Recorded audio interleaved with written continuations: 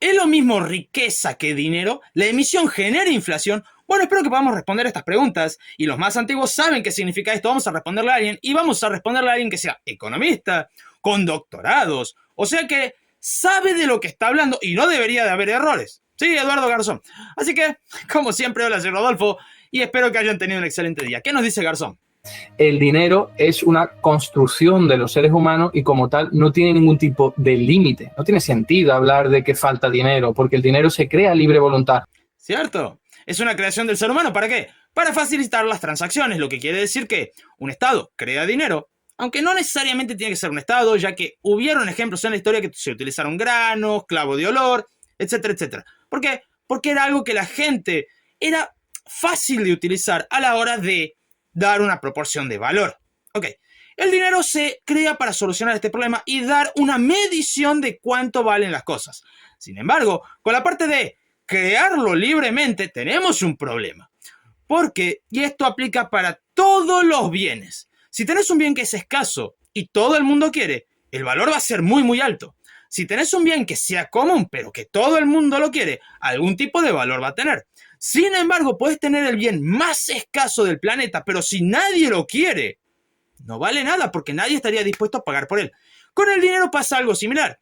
Mientras más dinero tenés, siempre y cuando la gente lo quiera, va a tener algún valor, pero mientras más pones en la calle y la gente va viendo de que cada vez hay más, los precios te van a empezar a subir. Sí, un aumento generalizado de los precios, lo que se llama inflación. ¿Se entiende? Por eso que la emisión genera inflación es un principio básico de la economía. Es importante tener en cuenta que dinero no es sinónimo a riqueza, efectivamente, es algo muy distinto. El dinero es simplemente una notación contable, como está diciendo, un invento abstracto, no aporta utilidad per se a los seres humanos, pero sí puede ayudar a generar esa utilidad. Por ejemplo, si vemos que hay gente que está desempleada y que quiere trabajar a cambio de recibir un ingreso monetario, pues sería tan sencillo como contratar a esa persona para que realice una labor útil y a cambio se le da una cantidad de dinero que se puede crear a libre voluntad sin ningún tipo de límite por los bancos centrales, insisto. Ok, o sea que me estás diciendo de que la desocupación se puede solucionar muy fácilmente por parte del Estado contratando gente, o sea, aumentando el empleo público y a base de emisión pagarles el sueldo. Ok, esto te va a aumentar el déficit de forma bestial. Empezamos por ahí. El déficit se te va a ir reverendamente a la mierda. Punto 1. Punto número 2. Como es un principio básico, ya lo hemos visto, igual ya lo vamos a ver más a detalle en algunos ejemplos. ¿Qué pensás que va a pasar? Sí, la gente va a perder la confianza. No es que por la cantidad de dinero en la calle el valor va a caer. Porque, a ver, pongamos el ejemplo que suele utilizar Garzón y es el dólar. El Banco Central de Estados Unidos, o sea, la Reserva Federal, emite muchísimos dólares y su precio no cae abruptamente. Y tiene razón. ¿Pero por qué? El dólar es la moneda de uso legal a forma internacional, lo que quiere decir que la demanda es a nivel mundial. Pueden darse ese lujo de emitir un poco más de lo normal porque tiene una demanda excesivamente grande que va a absorber este dinero extra. Ok, con el euro pasa algo similar, no igual, pero similar, ya que el euro es utilizado en toda la eurozona, lo que quiere decir que son muchos países que utilizan el euro. En otras palabras, el euro también puede emitir un poco más y esa demanda te lo va a absorber.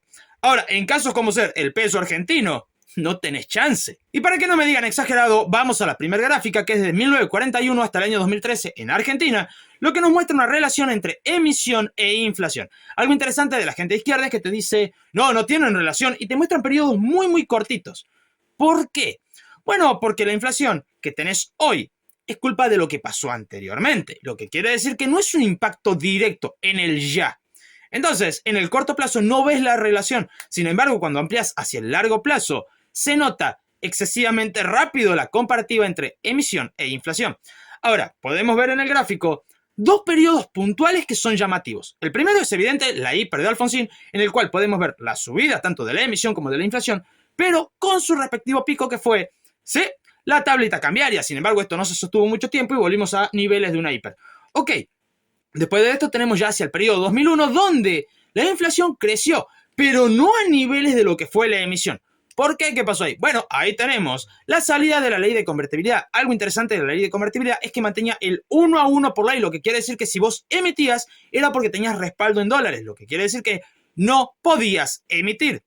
En otras palabras, cuando se sale de la ley de convertibilidad pasamos de un 1 a 1 a un 3 a 1, llevando a que esa emisión extra fuera absorbida por la demanda. El siguiente fragmento es un pelín más largo, pero lo vale solamente por el robotito. Querida masa de carne con titulitos y doctorados woke de economía y gestión de empresas, has dicho en muchas ocasiones que crear dinero no crea inflación. ¿Podrías aclarar esta absurda insensatez?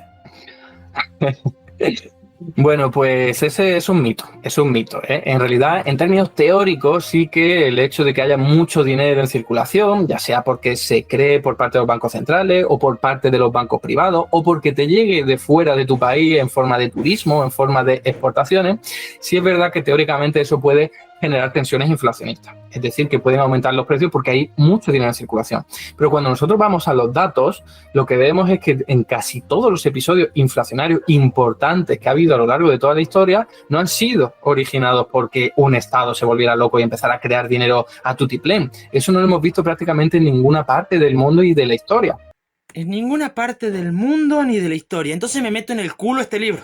4.000 años de control de precios y salarios. Ese libro te muestra decenas de ejemplos que control de precio y emisión monetaria te llevaban a hiperinflaciones. Por ejemplo, la que a mí más me gusta de todos los ejemplos es 1775, donde en Estados Unidos se aprueba la emisión de papel moneda y en cuanto también a controles de precio, llevando inevitablemente 2 años después a que Washington casi pierda su ejército en Valley Forge porque no tenían para comer y los precios eran exorbitantemente altos.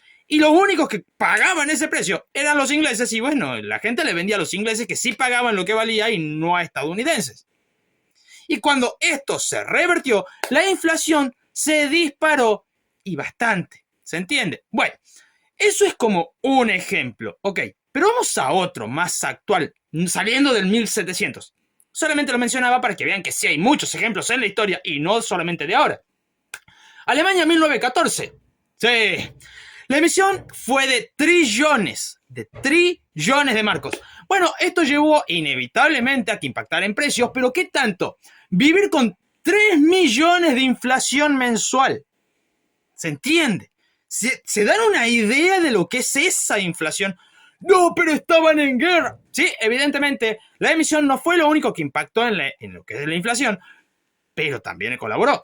Inclusive te puedo decir, Hungría, 1946, una inflación diaria de 207%. Y evidentemente si se va a imprimir billetes de 100 trillones, bueno, la emisión monetaria también jugó un papel importante. ¿Se entiende? La emisión no es el único motivo por la inflación, pero sí es el principal en la gran mayoría de casos. Porque, a ver, podemos seguir. Zimbabue, 2008, ok.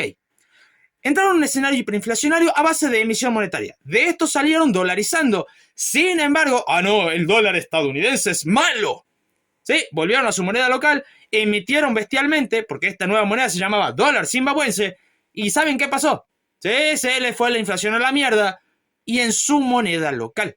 ¿Por qué? Porque la emisión destrozó absolutamente todo el valor de la moneda. ¿Se entiende? Bueno, si quieren miren a los chicos cómo jugaban con los fajos y fajos de billetes porque no valían nada. Esto es Alemania 1923. Último fragmento antes de pasar una nota. Pero nunca los culpan, nunca culpan al turismo, nunca culpan a los bancos comerciales, siempre culpan al Estado. Que como digo, no hemos encontrado mucha evidencia empírica de que estos estados pongan mucho dinero en circulación y eso genere inflación. Ok, no hay información, no hay datos empíricos, no hay que te diga que la emisión genera inflación. Te acabo de dar unos cuantos ejemplos. A ver, Garzón.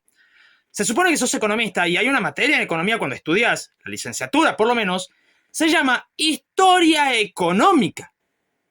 ¿Se entiende? Te enseñan distintos lugares, momentos, qué pasó. ¿Sabes por qué? Porque es inmoral practicar o ensayar en una economía. Porque si algo fracasa, ¿qué va a pasar? La gente se va a ver perjudicada. Entonces, vos tenés que aprender de los errores del pasado para no cometerlos en el presente. Y antes de pasar a la nota, quiero decirte que sos inmoral. Y te voy a explicar algo. No es inmoral que alguien defienda que la emisión no genere inflación si no estudie economía. ¿Por qué? Porque no sabe. Punto. ¿Se entiende? Alguien que no sabe va a defender cualquier gansada y san se acabó. Se lo deja pasar porque es un boludo, ya está. Ahora, sos economista con doctorados y todos títulos bonitos. Y venís y decís, no hay evidencia de que la emisión genere inflación. Te muestro unos cuantos ejemplos. Y te puedo asegurar que si agarro este libro y abro la página en cualquier lado, voy a encontrar algún ejemplo de alguna hiper o de alguna tanda de inflación gracias a emisión monetaria o control de precios, cosas que vos defendés. Sos economista. ¿Se entiende? Lo tuyo es inmoral. Porque, a ver, podríamos estar hablando todo el día sobre diferentes ejemplos, ya sean actuales o históricos. Da lo mismo. O te olvidás, por ejemplo, del edicto de Diocleciano hace un par de milenios atrás. ¿Se entiende? Hay registro de la época que busques, de la zona del mundo que busques. Siempre hay ejemplos. ¿Se entiende? Deja de ser deshonesto intelectualmente. Es más, los medios kirchneristas saben que la emisión genera inflación, pero que no es el único causante. Por ejemplo, la emisión monetaria no es la única causa de la inflación. Y es verdad, no es la única causa, si no, no existiría el término inflación multicausal. ¿Qué es eso? Cuando tenés dos o más variables que causan inflación que te están impactando en el mismo momento. Por ejemplo, puedes tener una inflación que venga por mano de la emisión monetaria y al mismo tiempo una inflación cambiaria. Son dos motivos. Alcanza y sobra para hablar de inflación multicausal. Exceso de demanda, también. ¿Se entiende? Inflación por costos. ¿Se entiende? Hay muchos tipos de inflación. Así que, por favor, sé un poquito más honesto con lo que se supone que sabes. Si te gustan este tipo de videos, avísame porque me toman más tiempo del que me gustaría admitir. Mientras tanto, si te gustó, no olvides suscribirte, dejar tu comentario y si quieres ayudar más al canal, puedes ver la descripción para ver cómo hacerlo. Muchísimas gracias a los miembros y hasta la próxima.